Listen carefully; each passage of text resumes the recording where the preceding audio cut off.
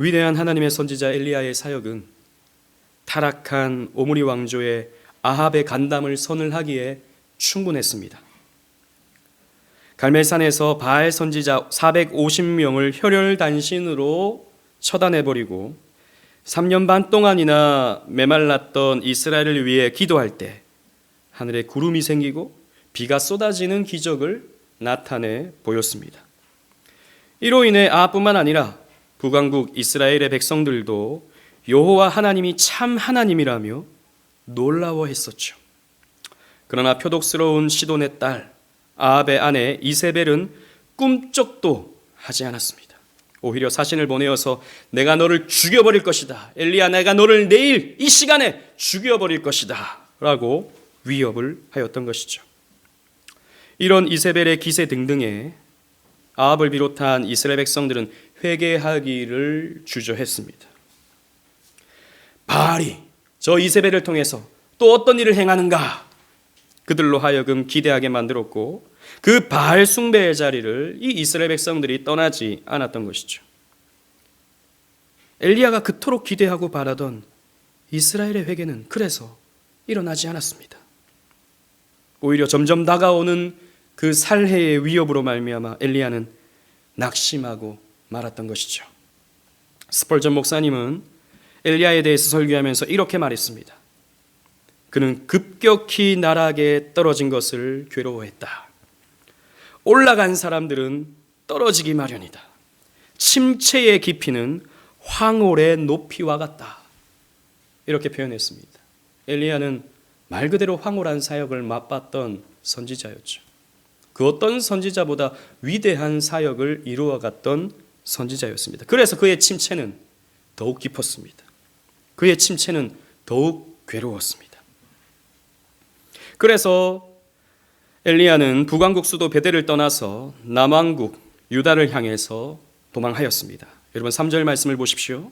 그가 이 형편을 보고 일어나 자기 생명을 위해 도망하여 유다에 속한 브엘세바에 이르러 자기의 사환을 그곳에 머물게 하고 라고 하였습니다.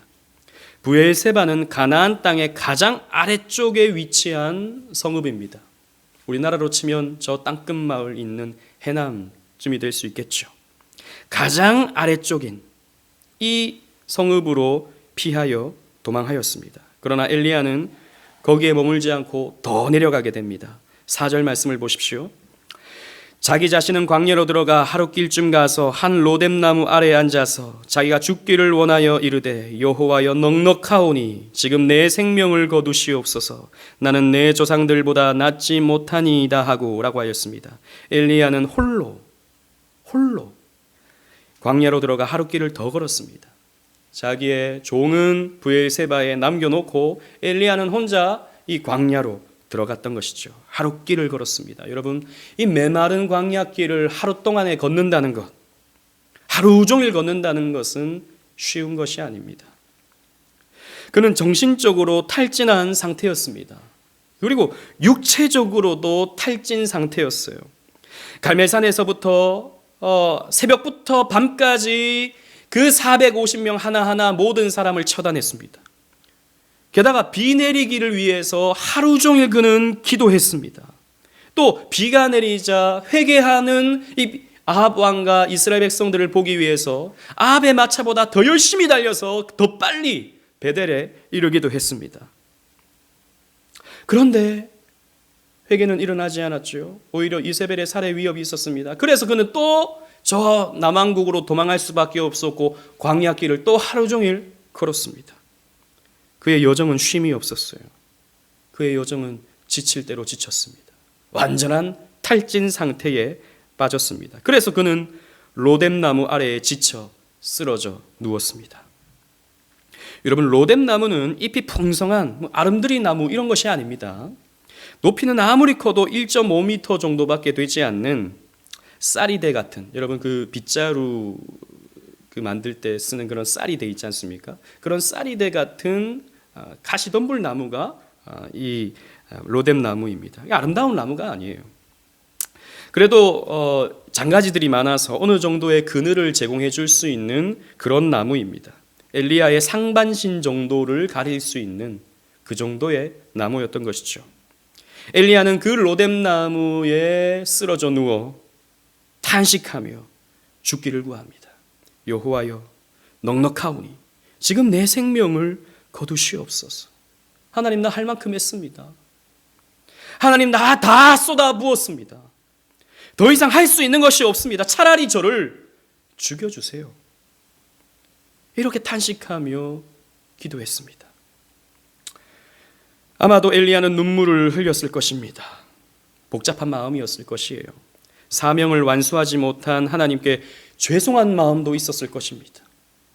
또 동시에 결정적인 순간에 침묵하신 하나님에 대한 원망과 서운함도 가지고 있었을 것입니다. 또 그 상황에 낙심해 있는 자신의 모습을 보며 그래도 선지자인데, 그래도 명색이 선지자인데, 그런 상황에 낙심해 있는 자신을 보며 죄책감이 들기도 하고, 또 그러한 상황에 또 분노도 일어나기도 하며, 또 자기 자신에 대한 연민과 자기 자신에 대한 짜증이 동시에 교차하면서 그 복잡한 감정 속에서 눈물을 흘렸을 것입니다.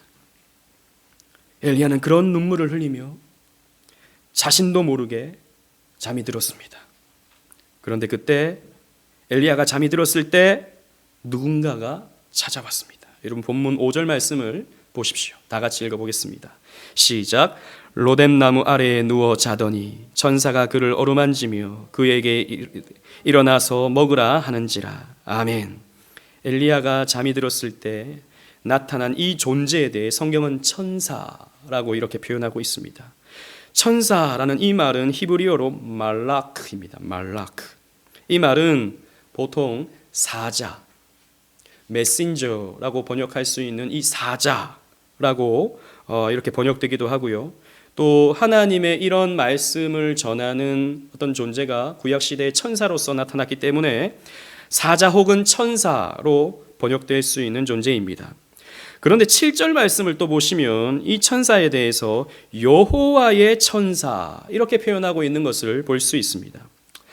여러분, 성경에서요, 이렇게 이 말라크 앞에 여호와라는 여호와의 천사라고 하는 이 말이 수식되어져 있으면 조금 더 특별한 의미로 사용되는 것을 볼 수 있습니다. 창세기 48장 16절을 보면요, 야곱이 이 12 아들들을 축복할 때 이렇게 축복하고 있는 것을 볼 수 있습니다. 잘 들어보십시오. 나를 모든 환난에서 건지신 여호와의 사자께서 이 아이들에게 복을 주시오며 라고 기도하고 있습니다. 즉, 이 12 아들들에게 이 야곱이 축복을 하는데 여호와의 사자께서 축복하신다 라고 하는 표현을 하고 있는 것이죠. 여러분, 생각해 보십시다. 천사가 그 12 아들들을 축복하나요? 아니죠. 12 아들들을 축복하는 존재는 하나님이십니다. 지금 이 야곱은 여호와의 사자 말라크 예흐아를 하나님과 동일시해서 표현하고 있는 것을 볼 수 있습니다. 또 출애굽기 3장 2절 말씀, 여러 번 우리가 살폈던 말씀인데요, 모세를 불렀던, 떨기나무 가운데서 모세를 불렀던 존재에 대해서 성경은 이렇게 표현하고 있습니다. 출애굽기 3장 2절 말씀에 여호와의 사자가 떨기나무 가운데로 나오는 불꽃 안에서 그에게 나타나시느니라, 이렇게 여호와의 사자라고 표현하고 있어요. 그런데 이 출애굽기 3장 4절에서 이 부르는 존재에 대해서 또 이렇게 표현하고 있어요. 여호와께서 그가 보려고 돌이켜 오는 것을 보신지라, 하나님이 떨기나무 가운데서 그를 불러 이르시되 라고 표현하고 있습니다. 즉, 여호와의 사자라고 하는 이 존재와 여호와 하나님을 동일시하고 있는 것을 우리는 성경을 통해서 볼 수 있다는 것이죠. 또 마지막으로 하나만 더 살펴보겠습니다. 삼손, 사사였던 이 삼손의 아버지 미노아에게 여호와의 사자가 나타났습니다. 그래서 미노아는 이 여호와의 사자에게 당신의 이름이 무엇입니까? 라고 이렇게 질문을 던졌어요. 그때 이 여호와의 사자가 이렇게 대답을 합니다. 사사기 13장 18절 말씀에 여호와의 사자가 그에게 이르되 어찌하여 내 이름을 묻느냐? 내 이름은 기묘자니라 라고 했어요. 이 기묘자라는 이름이 참 특이하죠. 히브리어로 이 기묘자에 해당하는 단어는요, 필레라는 말인데 이 말은 기이함, 위대함, 경이로운 이런 뜻을 가지고 있는 단어입니다. 그런데 이 이름을 예언하고 있는 선지자가 있는데 이사야 선지자입니다. 이사야 9장 6절 말씀에 이렇게 예언을 주고 있어요. 여러분 잘 아는 말씀입니다. 이는 한 아기가 우리에게 낳고 한 아들을 우리에게 주신 바 되었는데 그의 어깨에는 정사를 메었고 그 이름은 기묘자라 모사라 전능하신 하나님이라 영존하시는 아버지라 평강의 왕이라고 표현했습니다. 이사야 선지자는 앞으로 오실 메시아에 대해서 기묘자, 모사, 전능하신 하나님, 영존하신 아버지, 평강의 왕이라고 예언을 했습니다. 여기에서도 필레라는 말이 사용되고 있다는 것이죠. 우리는 이 메시아가 누구인지 명확하게 알고 있습니다. 바로 우리 주 예수 그리스도십니다. 그래서 이 엘리야에게 나타난 이 말락 예흐아, 여호와의 사자는 조심스럽게 성육신 하시기 전에 나타나신 이위 하나님, 바로 예수 그리스도로 볼 수 있는 것이죠. 그러나 모든 성경에서 다 이 여호와의 사자를 이런 식으로 우리가 설명할 수는 없습니다. 왜냐하면 그렇게 뚜렷하게 나타나지 않는 그런 말씀들도 있기 때문이에요. 그러나 어떤 말씀에서는 성육신 하시기 전에 예수님으로 여겨질 수 있는 그런 상황이 있다라는 것입니다. 여러분, 예수님은 참으로 여호와의 사자셨습니다. 예수님은 성부 하나님의 말씀을 전하시는 분이시죠. 그래서 신약 성경에서 예수님을 가리켜서 어떻게 표현하고 있습니까? 태초로부터 계신 말씀이라고 표현하고 있죠. 예수님은 말씀이셨습니다. 하나님을 설명하는, 하나님을 나타내시는 말씀이셨던 것이죠. 이 여호와의 사자가 지쳐 잠이 든 엘리야의 육신을 어루만졌습니다. 여러분, 어루만지다에 해당하는 히브리어는요, 나까라는 이 말인데요, 이 말은 접촉을 의미하는 단어입니다. 그래서 영어 성경을 보면 주로 touch라고 이렇게 표현되어 있어요. 그런데 우리 성경에서 표현은 좀 더 다정한 표현이 기록되고 있죠. 어루만지셨다, 어루만지셨다라고 이렇게 표현을 하고 있습니다. 그래서 영어 표현에도요, 실제로 이러한 어루만짐을 마사지로 이렇게 표현을 하기도 합니다.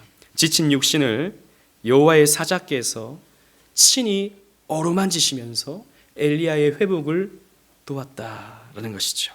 참 다정한 표현입니다. 여호와의 사자는 엘리야를 발로 툭툭 치면서 일어나라고 소리치지 않았어요. 여호와의 사자는 낙심해서 잠들어 있는 이 엘리야에게 화를 내거나 책망하지 않았습니다. 이 엘리야야, 너 여기서 도대체 무엇을 하고 있냐? 이렇게 엎어져 잠이나 자고 있느냐? 라고 하면서 짜증을 내거나 원망을 하거나 화를 내시거나 그렇게 하지 않으셨습니다. 사랑스럽게 어루만지셨어요. 잠에 빠져있던 이 엘리야를 사랑스럽게 어루만지셨습니다.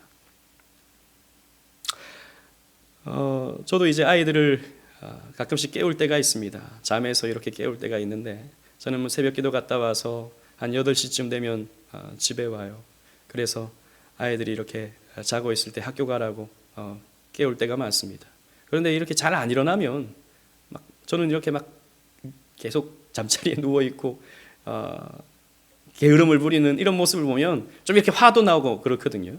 그래서 일어나라고 막 잔소리를 하고 막 몸을 흔들어 깨우고 막 이렇게 합니다. 그때 어느 날 우리 아들이 그렇게 얘기하더라고요. 아빠, 사랑으로 나를 깨워줘. 그러더라고요. 사랑으로. 엄마는 사랑으로 자기를 깨워준대요. 이렇게 마사지도 해주면서 노래 부르면서 일어나요, 일어나요 이렇게 노래를 부르면서 깨워주는데, 아빠는 왜 이렇게 화를 내면서 깨우느냐고 저한테 이렇게 원망을 하기도 하더라고요. 제가 말씀을 이렇게 보면서 그 장면이 떠올랐습니다. 사랑으로 깨우는 여호와의 사자, 사랑으로 잠에서 깨워주는 여호와의 사자였던 것이죠. 우리는 이런 장면을 복음서에서도 발견할 수 있는데요, 변화산에서 두려워 떨고 있던, 그래서 고개를 숙이고 이렇게 떨고 있던 제자들에게 예수님께서 다가가십니다. 마태복음 17장 7절에 이렇게 기록되어 있어요. 예수께서 나와 그들에게 손을 대시며 이르시되 일어나라, 두려워하지 말라 하시니 두려워 떨고 있는 제자들에게 손을 대시면서 예수님은 두려워하지 말라라고 말씀하셨다는 것이죠. 예수님은 다정한 손길로 제자들을 어루만지시면서 두려워 눈을 감고 있던 제자들의 눈을 뜨게 하셨습니다. 마찬가지로 여호와의 사자는 이 지쳐있던 엘리야의 그 잠을 사랑으로 깨웠다라는 것이죠. 그리고 여호와의 사자는 엘리야를 그렇게 깨우면서 광야의 식탁으로 초청하였습니다. 여러분 본문 6절 7절 말씀을 다 같이 읽어보도록 하겠습니다. 6절 7절입니다. 시작. 본즉 머리맡에 숯불에 구운 떡과 한 병 물이 있더라. 이에 먹고 마시고 다시 누웠더니 여호와의 천사가 또 다시 와서 어루만지며 이르시되 일어나 먹으라. 내가 갈 길을 다 가지 못할까 하노라 하는지라. 아멘. 잠에서 깨어난 엘리야는 숯불에 구운 떡과 한 병의 물을 보았습니다. 그냥 떡이 아니었어요. 정성스럽게 숯불에 구운 떡이었습니다. 여러분 무엇이든지 숯불에 구우면 맛있죠. 그냥 후라이팬에 구워 먹는 것과 숯불에 구워 먹는 것은 천지차이입니다. 그 숯불에 구운 맛있는 떡을 이렇게 여호와의 사자가 준비해 두었던 것이죠. 그래서 그리고 또 이 하룻길 동안의 광야길을 걸었던 엘리야에게 한 병의 물을 준비해 두었는데 이것은 그의 갈증을 해소하기에 충분한 그런 물이었습니다. 육신이 지칠 대로 지쳤던 엘리야에게는 최고의 식사였던 것이죠. 그러나 기력을 다 회복하지 못했던 엘리야는 다시 누웠고 또 다시 잠에 들었습니다. 여호와의 사자는 또 엘리야가 자는 동안에 또 식탁을 준비했습니다. 그리고 시간이 지나 다시 엘리야를 어루만지면서 깨웠습니다. 그리고 차려놓은 음식을 또 먹게 하였죠.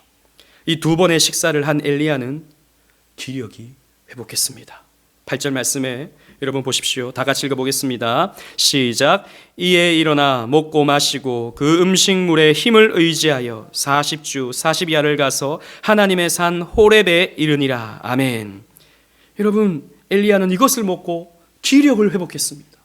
그래서 또 광야길을 걸어서 40주 40야를 걸어서 하나님의 산 호렙산에 이르게 되었던 거예요. 가만히 성경을 보니까요, 엘리야는요 특징이 있는데 다른 선지자들보다 이 뭔가를 먹는 장면이 굉장히 많이 나오는 것을 볼 수 있어요. 엘리야가 처음 등장하는 장면도 까마귀가 엘리야에게 음식을 나르는 장면이었습니다. 가뭄의 상황 속에서 먹을 것이 없는 그러한 상황에 하나님이 까마귀를 보내어서 이 엘리야에게 떡과 고기를 공급해 주었죠. 엘리야는 그것을 먹고 또 그리시네가의 그 샘물을 마시는 장면으로 엘리야가 성경 속에 등장합니다. 먹는 모습으로 엘리야가 등장해요. 또 두 번째 엘리야의 모습은 또 어떤 모습입니까? 사르밧 과부에게 가서 떡을 달라라고 하는 모습으로 또 나타나요. 그래서 그 가루 한 움큼이 있는데 그거 먹고 죽으려고 하고 있는 이 과부에게 그거 내놔라 라고 해서 그 떡을 먹는 장면으로 또 엘리야는 나타나고 있습니다.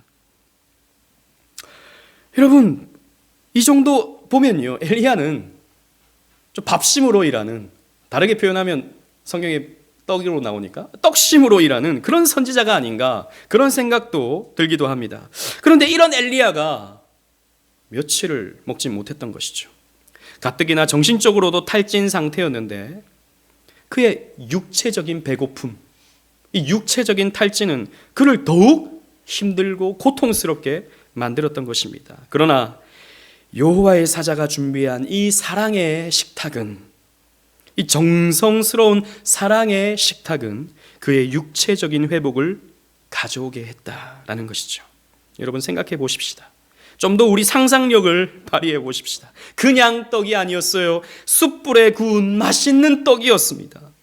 여러분 여호와의 사자가 떡을 굽고 있는 그 장면을 상상해 보십시오. 물론 여호와의 사자는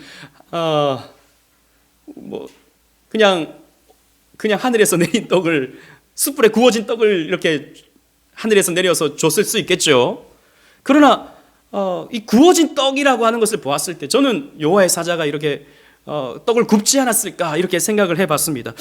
이 떡을 굽는, 자고 있는 상황 속에서 떡을 굽는 이 여호와의 사자의 장면을 여러분 상상해 보십시오. 조금 우스워 보이기도 하지만 엘리야가 자고 있는 동안에 이 깨어나면 맛있게 먹기를 바라면서 굽고 있는 여호와의 사자의 모습을 여러분 한번 상상해 보십시오. 그런 걸 상상해 본다면 이 여호와의 사자가 마련한 식탁은 정말이지 사랑의 식탁이었을 것입니다. 밥이라고 하는 것, 이 밥이라고 하는 것은, 음식이라고 하는 것은 그저 배고픔을 해결하는 수단이 아니죠. 정성스럽고 사랑이 담긴 음식은요, 사람을 회복시켜 줍니다. 그래서 요즘 사람들도 뭐 소울푸드 뭐 이런 말 하지 않습니까? 이 소울푸드를 찾아서 그 정성스러운 한 끼를 먹으면 회복이 되는. 그래서 무슨 정성스러운 음식을 만드는 그런 영상들 사람들 보는 걸 굉장히 좋아하고, 그 정성스러운 음식을 맛있게 먹는 영상들 오늘 사람들이 얼마나 많이 봅니까? 저는 왜 그렇게 많이 보나 싶기도 하지만 또 보니까 볼만하더라고요. 어찌 보면 요즘 사람들의 삶이 공허한 이유는, 그래서 자꾸 그런 영상으로 대리만족을 하고 싶어하는 이유는 이런 정성이 담긴 식사를 거의 하지 못하기 때문입니다. 바쁘다는 이유로 점점 더 패스트푸드 그리고 식당과 배달 음식을 주로 먹다 보니까 질병뿐만 아니라 비만뿐만 아니라 마음의 병까지도 사람들이 가지게 되는 것은 아닌가 생각해 볼 수 있는 것이죠. 그래서 정성스러운 음식, 사랑이 담긴 음식을 먹어야 하는 이유가 여기에 있다는 것이죠. 사망의 음침한 골짜기로 걸어가던 다윗이 그 험난한 광야의 길에서 이겨낼 수 있었던 이유는, 그 죽음의 위협을 극복할 수 있었던 이유는 하나님께서 그에게 사랑의 식탁을 차려주셨기 때문입니다. 시편 23편 5절 말씀을 보시면, 주께서 내 원수의 목전에서 내게 상을 차려주시고 기름을 내 머리에 부으셨으니 내 잔이 넘치나이다 라고 고백했습니다. 하나님께서 나에게 사랑의 식탁을 차려주셨다 라고 이렇게 고백한 것이죠. 그래서 광야에서 다윗은, 그 모진 광야에서 다윗은 그 사랑의 식탁으로 그 모든 어려움과 힘겨움을 이겨낼 수 있었던 것입니다. 우리는 또 여기에서 하나님께서 엘리야에게 베푼 사랑의 방식이 엘리야가 기대하던 사랑의 방식과는 차이가 있었다라고 하는 것을 발견할 수 있습니다. 엘리야는 자신의 사역으로 북왕국 이스라엘이 회개하기를 바랬어요. 그렇게 하나님이 도와주시면 하나님의 사랑이 이 엘리야에게 그리고 또 이스라엘에게 쏟아졌다라고 확인할 수 있었던 것입니다. 그것이 엘리야가 바라던 하나님의 사랑이었어요. 그러나 하나님께서 그 엘리야의 기대대로 그 일을 이루어 주시지 않자 엘리야는 하나님께 실망을 했던 것입니다. 하나님이 자신에게 무관심한 것처럼, 하나님이 이스라엘 백성들에게 무관심한 것처럼 느껴졌고, 더 나아가서 사랑하지 않으시는구나, 나를 사랑하지 않고 저 이스라엘 백성들을 사랑하지 않으시는구나 라고 생각했던 것이죠. 그런데 보십시오, 하나님이 엘리야를 사랑하지 않으셨습니까? 그렇지 않았습니다. 하나님은 여전히 엘리야를 사랑하셨어요. 여호와의 사자를 통해 엘리야에게 사랑을 나타내셨습니다. 그가 자는 동안에 그를 돌보셨고 그를 먹이셨고 그에게 힘을 주셨습니다. 오늘 본문을 보면 엘리야가 그 여호와의 사자를 보았다라고 하는 표현이 전혀 나타나고 있지 않아요. 엘리야는 자신을 어루만지던, 그리고 떡과 물을 제공하던 그 여호와의 사자를 눈으로 보지 못했을 수도 있습니다. 하나님은 보이지 않게 엘리야에게 사랑을 나타내셨던 것이죠. 우리 역시 하나님께서 우리가 원하는 대로 사랑을 베풀어 주지 않으면 하나님이 우리를 사랑하지 않는구나 라고 착각할 수 있습니다. 하나님은 왜 나의 기도를 들어주시지 않지? 하나님은 왜 내 이 질병을 당장 고쳐주시지 않지? 하나님이 왜 이런 지긋지긋한 가난을 나에게서 떠나게 하지 않으시지? 우리 그런 생각들을 갖게 되면 하나님이 나를 무관심하게 생각하고 하나님이 나를 사랑하지 않는다라고 생각할 수 있죠. 그렇지 않습니다, 여러분. 그렇지 않아요. 하나님은 다른 방식으로 우리를 사랑하고 계십니다. 지금도 보이지 않게 사랑하고 계시죠. 우리 뒤에서 사랑하고 계십니다. 과시하지 않으시고 윽박지르지 않으시고 우리를 잠잠히 사랑하십니다. 우리를 뒤에서 안아주시고 우리를 지켜주시는 분이 우리 하나님이십니다. 그래서 뒤에서 묵묵하게 우리의 식탁을 준비해 주시죠. 여러분, 오늘 우리가 맞이하는 아침 식사, 저녁 식사, 점심 식사, 이런 것은 우리가 만들고 우리가 차려놓은 식사라고 우리는 생각하지만 여러분, 궁극적으로 봤을 때 그렇지 않습니다. 언약 백성의 일용할 양식은 신실하신 하나님께서 여러분들에게 공급해 주시는 것입니다. 여러분들이 먹을 것과 여러분들이 마실 것, 여러분들이 먹고 힘을 내야 할 것은 하나님께서 여러분들에게 공급해 주시는 사랑의 양식입니다. 우리는 그 하나님의 사랑을 볼 수 있어야 돼요. 여호와의 사자는 두 번째 식탁을 엘리야에게 내어밀면서 7절 말씀에 보면 일어나 먹으라, 내가 갈 길을 다 가지 못할까 하노라 라고 말하였습니다.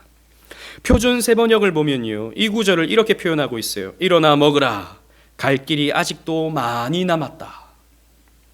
즉 엘리야의 최종 목적지는 부엘세바 남쪽의 지금 이 광야가 아니었습니다. 이세벨의 위협을 피하기 위해서는 사실 지금 이 광야도 충분해요. 그런데 하나님은 엘리야에게 더 가야 할 곳이 있다라고 하는 것을 알려주셨던 것입니다. 그곳은 어디죠? 바로 호렙산이었습니다. 그래서 엘리야는 이 사랑의 식탁을 대하고 사랑의 양식을 먹고 힘을 차린 뒤에 하나님의 산 호렙에 이르게 되었습니다. 여러분, 호렙산은 신의 산의 다른 이름이지요. 신명기 5장 2절 말씀에 보면 우리 하나님 여호와께서 호렙산에서 우리와 언약을 세우셨나니 라고 기록하고 있어요. 모세는 이 광야 40년을 지나고 난 후에 이 이전 시대를 기억하면서 하나님이 우리와 호렙산에서 언약을 맺으셨다라고 이렇게 표현하고 있는데, 우리는 잘 알고 있습니다. 하나님이 언약을 맺으셨던 산은 신의 산이었죠. 그래서 신의 산의 다른 이름이 호렙산이라고 하는 것을 우리는 알 수 있습니다. 어떤 학자들은 신의 산은 그 산 봉우리의 이름이요, 이 호렙산은 그 산맥의 이름이다라고 이렇게 표현을 하기도 하는데요. 아무튼 호렙산과 이 신의 산은 같은 산인 것이죠. 흥미로운 것은 이 엘리야가 호렙산까지 가는데 40일이 걸렸다라고 하는 것입니다. 여러분, 이스라엘 백성들이 시내산에서 출발해서 이제 우리 민수기 살펴봤었는데, 민수기에서 이제 시내산에서 출발하잖아요. 출발하고 이제 가나안 땅 목전에 있는 가네스 바네아에 이르기까지 며칠이 걸렸냐 하면 11일이 걸렸습니다. 10하루길이 걸렸습니다. 그런데 엘리야는 40일이 걸려서 이 호렙산에 도착했다고요. 아니 200만 명이나 되는 그 어마어마한 숫자가 가는데도 10하루길이면 됐는데, 노약자나 아이나 다 포함해서 함께 이동하는데 10하루길에 걸렸는데 엘리야는 40일이나 걸렸다는 것이죠. 왜 그랬을까요? 왜 이리 오래 걸렸겠습니까? 엘리야는요, 단순히 이세벨을 피해서 지금 마냥 도망하고 있는 것이 아닙니다. 이스라엘이 출애굽해서 가나안 땅에 올라오고 있는 이 모든 여정들을 복귀해서 그 여정을 그대로 돌아가고 있는 것을 살펴볼 수 있어요. 여러분, 이스라엘 백성들이 광야에서 몇십 년을 방랑했습니까? 40년을 방랑했죠.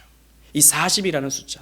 그래서 예수님도 40일 동안에 이 광야에서 시험을 받으시지 않습니까? 엘리야도 마찬가지입니다. 40일 동안에 광야에서 방황하게 되는 거예요. 즉 이스라엘이 겪었던 그 모든 여정들을 엘리야는 고스란히 겪으면서 원래 하나님과 언약을 맺었던 그 장소, 모세가 겪었던 그 장소를 엘리야는 고스란히 겪으면서 다시 하나님과 언약을 갱신하려고 하는데 이 방랑의 목적이 있었다라는 것이죠. 즉 엘리야에게는 남은 사명이 있었던 것입니다. 엘리야는 남은 일이 있었어요. 그냥 아합이 회개하지 않는 것, 그리고 이스라엘 백성들이 회개하지 않는 것, 그것으로 엘리야의 사명이 끝난 게 아니었어요. 엘리야에게 하나님이 주시고자 하는 사명이 남아 있었고, 하나님께서 엘리야에게 주시는 사명은 아합의 회개가 아니고 이스라엘의 회개가 아니고 다른 어떤 특별한 사명이 있었던 것입니다.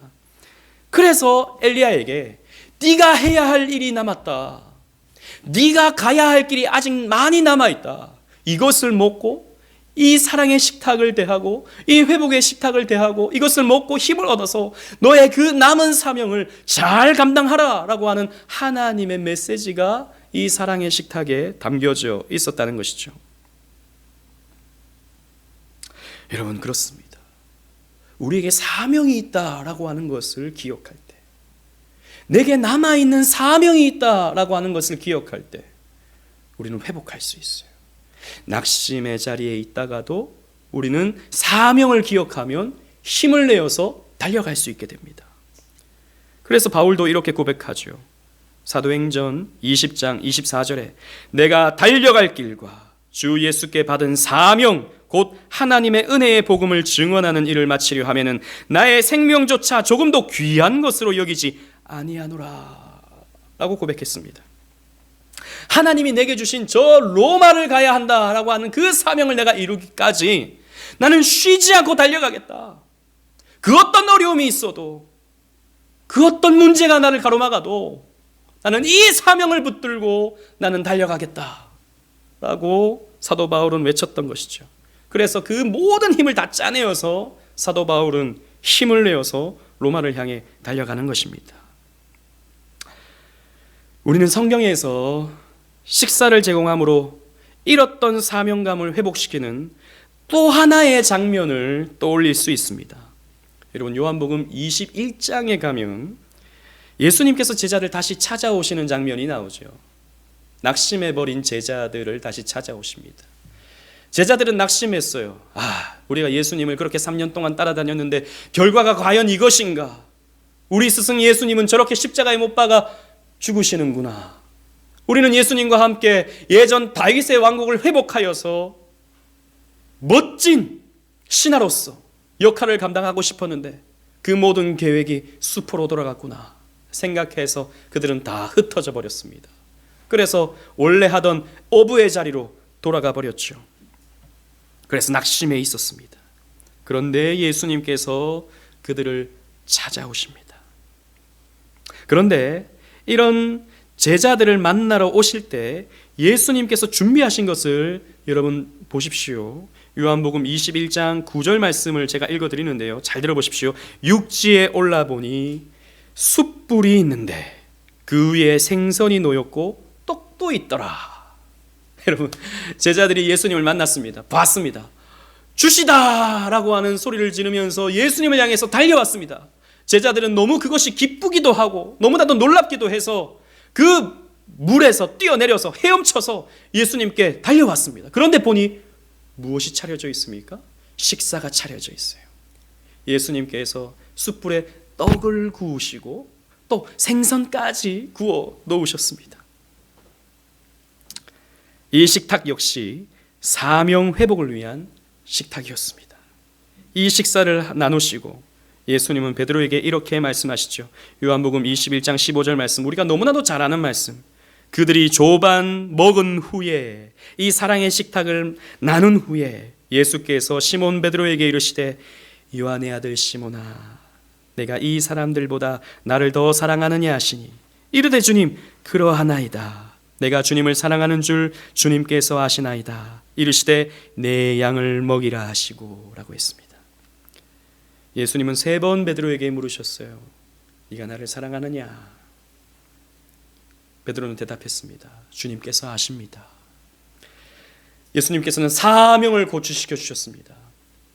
그 베드로에게 예수님을 사랑하는 마음을 다시 한번 확인시켜 주시고 그 사랑을 더욱 크게 만들어 주시면서 내 양을 먹이라, 내 양을 치라, 내 양을 먹이라 사명을 고취시켜 주셨어요. 예수님이 준비하신 이 사랑의 식탁은 제자들의 사명감을 회복시키기에 충분했습니다. 여러분, 이 말씀을 우리에게 한번 적용해 봅시다.